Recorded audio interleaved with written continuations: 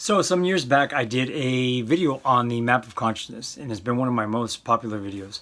And I'm really happy about that because I think that the map of consciousness and educating yourself about the map of consciousness is one of the coolest things you can do. It has changed my life. I can feel out different energies, different things, different situations, and I can always find where that place is on the map of consciousness. When I'm around something like guilt and shame or some stuff like that, I often get kind of scared a little bit. I make sure that I'm okay in those areas. And when I'm around grief, let's say, when I'm around someone who's really low, and I know that it's not necessarily like, something really, really bad, but someone who needs to be lifted up, I try to make sure that I'm coming from love to be able to help those with grief. And I feel like that I can share that energy temporarily and I can give someone hope. So the map of consciousness to me is something that's completely outstanding. It's something great. And I want to thank everyone for leaving comments or even just thumbs up or thanks or likes or anything like that. I know that YouTube is a place for that and that people are really striving to get those. But I wanted to let you know that if you happen to be watching this video and you did do that for the last video, it means much more to me than just getting likes or fame or anything like that. It's sharing something good that we need right now. And that's why I want to do this next video. I want to do this video because I talked about like the world is energy and there's no God. It's just energy and this high energy. I want to talk about God now. I want to talk about God on the map of consciousness and where God resides. It's because I think that you might be a little bit surprised. Some of you might not. Some of you might know exactly what I'm saying. But hey, you know what? We can share some ideas. Peace.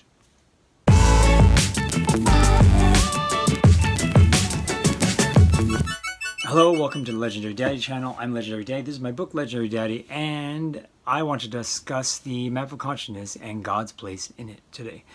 So, where is God on the map of consciousness? Is God at the top? I mean, if you look, enlightenment, joy, peace, all those things, those are exactly what we imagine when we think of God, right? And when you think of guilt and shame, you don't really think of God there, In fact, like anger and hate and those things usually we associate with the other guy, the devil or evil, in some way. But I'm here to tell you that God is everywhere on the map of consciousness.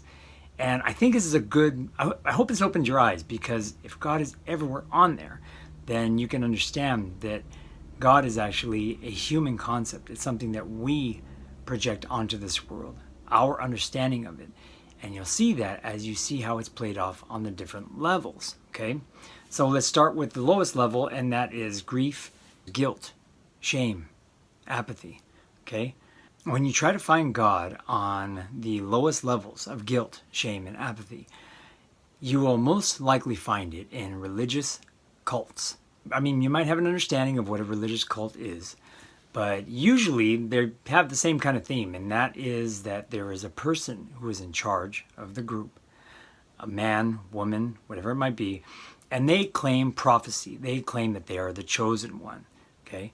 There's usually isolation. They usually think this group, my group, we are going to stay separate from the rest of the world because I am wise. We are the wise ones.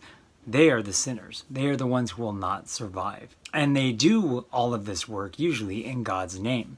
So they usually have a hierarchy of it's like God, and then maybe the teachings or the prophets that came before them, and then the next person, the person that's claiming to be the prophet and has to run this group.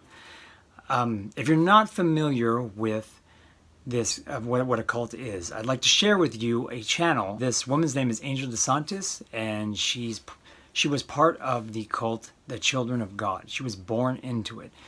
And during the pandemic, she decided to share stories about what it was like living in a cult. She even shared, she had like their own little Bible, their own little book that they followed. She just explained, gave the name of the man who ran the cult, and explained also the abuse that goes on with it.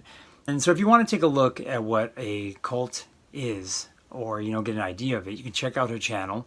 But it's a great way to learn about this. And I want to explain to you how it's helpful to learn about that level of understanding God, which is, like I said, guilt, shame.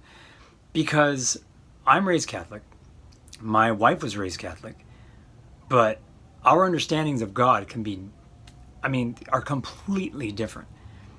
I learned by going to a private school, learning from nuns and being a bad kid and not wanting to listen to them. But then going to a high school where I thought, okay, I'm learning the same things. But then I learned about different religions, comparative religion classes.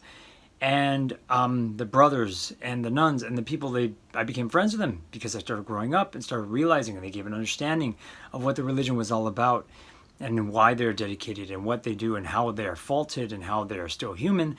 And it gave me a really good understanding. Now, when I go back to my wife's understanding of Catholicism, as we've been married, and sharing our stories, it goes God, Jesus, a priest, and then her parents. And my wife, who was a child and also the youngest of 6, it was like that was the natural pecking order, is that she got hit pretty hard with a lot of difficult things. Everything was done fear-based, a lot of fear included with it. The parents lie completely and can be told straight to their face, or asked the question like, what really happened? Didn't you do this and you did this wrong?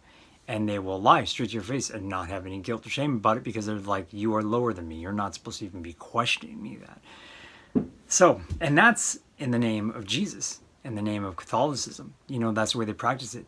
But as you can see, that is my in-laws, that's their energy level. That's where they're at.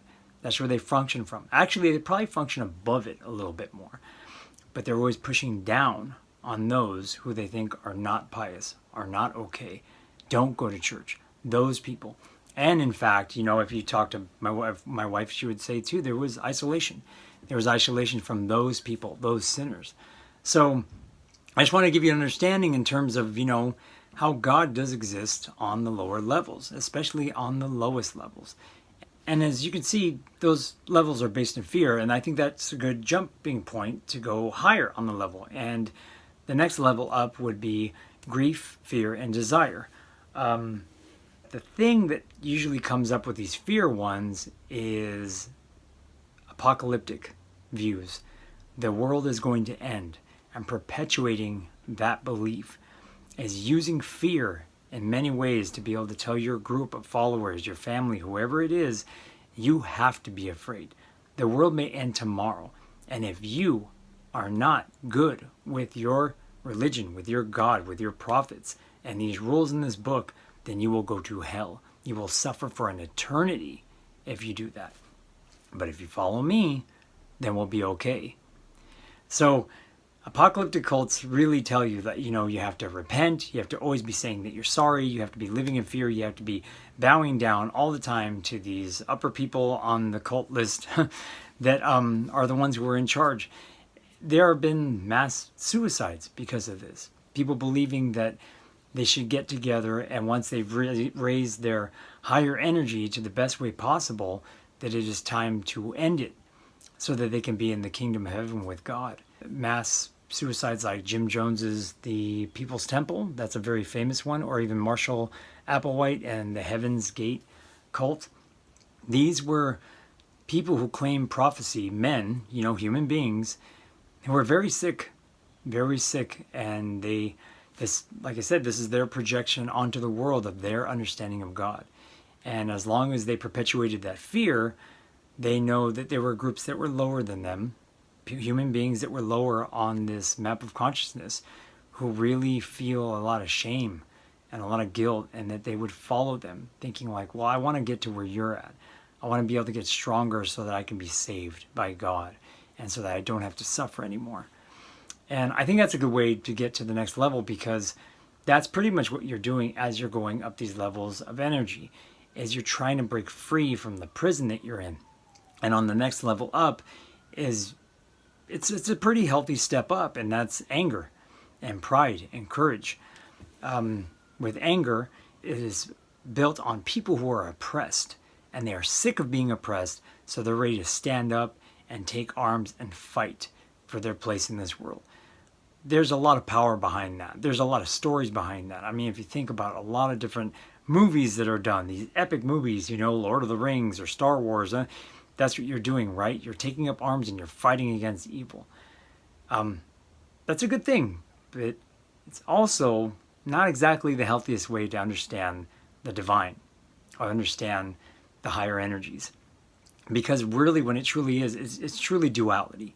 It's you versus me, man versus woman, Christian versus Muslim. It's those kinds of things. And with those, usually, even when you think that you've won, when you're done, you get more fighting. There's a movie called The Kingdom of Heaven, and it is Ridley Scott's movie explaining about the Muslim and Christian fight for Jerusalem. And it's a period piece from hundreds of years ago, centuries ago, and how this fight has been going on for freaking centuries. And it's really tricky. It's really tricky when you are stuck in this bracket, because it feels good. It feels good to be able to stand up against oppression. It feels good to be able to not be stuck in shame of your body, your anything you've done wrong in this world. It feels good to be able to stand up, get angry, and have some pride in who you are and what you're doing, and have courage.